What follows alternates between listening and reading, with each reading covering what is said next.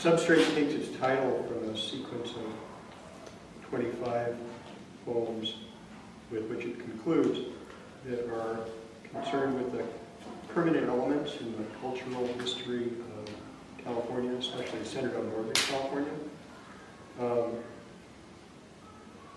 And the first poem in it is called Painted Hemisphere. It refers to a tribe that lived on the Mimbres River in southwestern New Mexico from 4900 AD until about 1250 AD, and had an incredible and I think unquestionably world-class tradition of painted pottery, which is now scattered around various places in the United States, some of them in New Mexico. A painted hemisphere. The Mimbres ancients buried family skeletons prone underneath their Pueblo household floors, with broad ceramic bowls inverted over skulls interred eye sockets upward below their earthen domes. The inner face, a painted hemisphere of art for blind eternity, a hole punched through the center of the bowl chosen, fulfilling custom, letting the breath escape the broken clay, the image, the design. A lunar rabbit bends a quarter turn round this one's vacant middle. The winking crow perched halfway down his backbone beaks the nearest of 4 pair of ribs, their cartoon crescents, all the remains of the hare's hindquarters. His waning orb, half eaten by the bird pecking clean the knuckles of his spine. This 5th moon rabbit, hare of the May, his good eye cocked off-center at the bottom of a punctured bowl, and grizzled whiskers quiz the solar scavenger fastened on his shoulder blade, talons in the quick. In his still gaze, outward serenity, a bemused whisper, sister quail, brother fish. Could you project a little bit more, Jim? Sure, I'll maybe step a little closer too. You've got a high ceiling. Sure, yeah, no, I understand. The reason I wanted to hear Freeway 280 is that I lifted a phrase out of it as the title for this poem, which is one of the 2 pivot poems in the collection Substrate. William Buckle was an English sailor who landed with his brother in Los Angeles, or maybe in Santa Barbara, in the early 1820s, and came north to Monterey after the drought of 1828-29. He was in 1829. He was baptized Guillermo and married Antonia Castro, and they had 9 children over the next 15 years, including 5 daughters. Wild Mustard remembers he got a Mexican land grant for a square mile of land in what's the area of what's now Davenport, north of Santa Cruz, which he called his homestead there La Carbonera. This is dated Lammas, 1842. Lammas is the 1st of August. It's a Celtic quarter day. Wild Mustard remembers La Carbonera, Lammas, 1842. When no rain fell for 22 infernal months, to spare the forage before it failed, we tried stampeding droves of horses over ocean cliffs. We penned them in corrals to starve. We slaughtered cattle in numbers surpassing our capacity to flay or cure the hides and rescue a return from the disaster by trade with Yankee smugglers.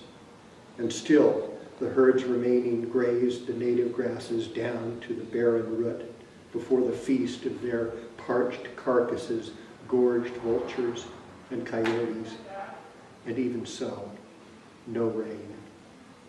It was afterward, once the climate's seasonal storms resumed their cycle, that the alien mustard weed took hold here, spreading farther north each year. Already, my younger daughters have never seen this countryside arrayed in March otherwise than in mustard gold. It grows so rank along the valley bottoms, by May it overtops a person's head on horseback. But as the summer weather settles in, hillsides again put on their oaten coat of old. In the weeks when, well before dawn, a warming air begins to stoke the purgatorial oven of afternoon. Wisest to rest out the heat within a cool retreat, shifting from shade to shade among the oak and aromatic bay as morning shadows dwindle to a line, a breath, and pause, and change direction while time hangs aloof, suspended in the balance of the sun.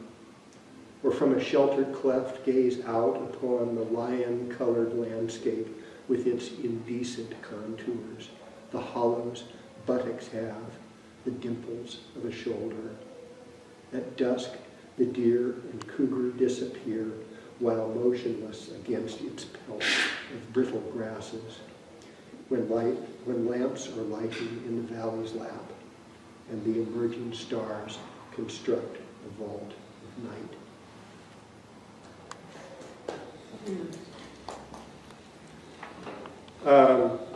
This is called the Lances of Old Spain at San Pasqual. San Pasqual was the climactic battle between the Californios and the invading American forces in 1848. 1846, actually.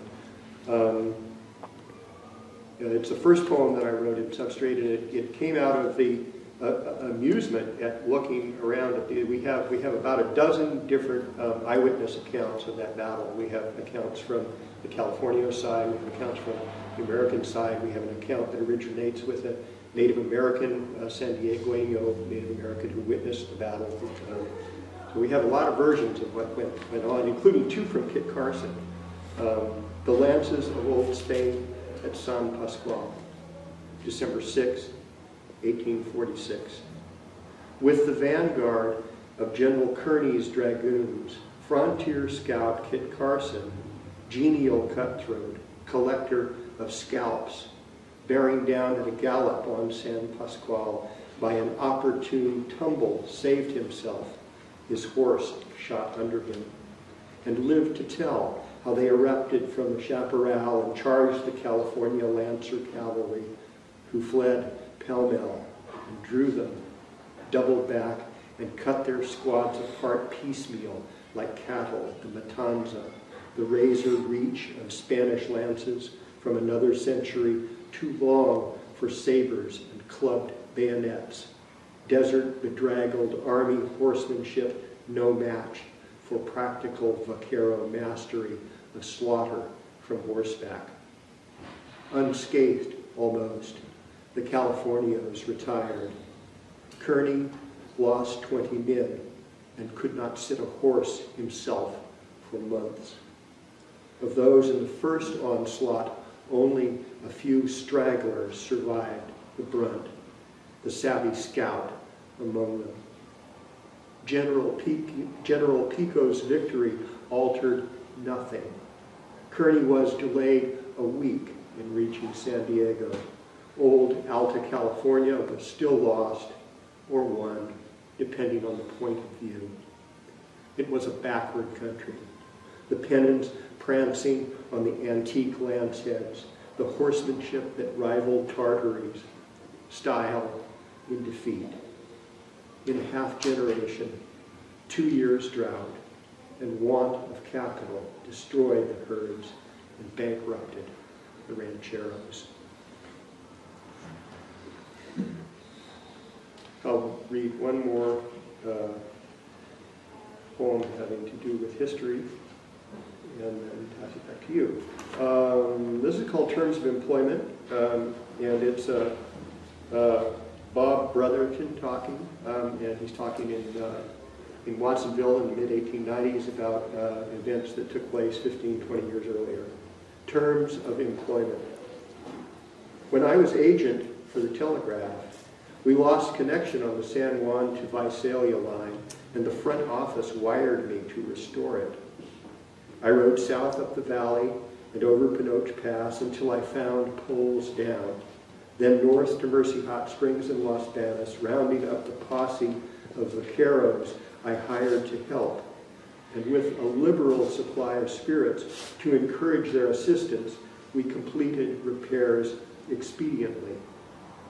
And when I billed the job and itemized refreshments, $50, they summoned me to San Francisco. Once I explained, and the high muckamucks came down off the ceiling, they told me, henceforth, always to call liquor hardware.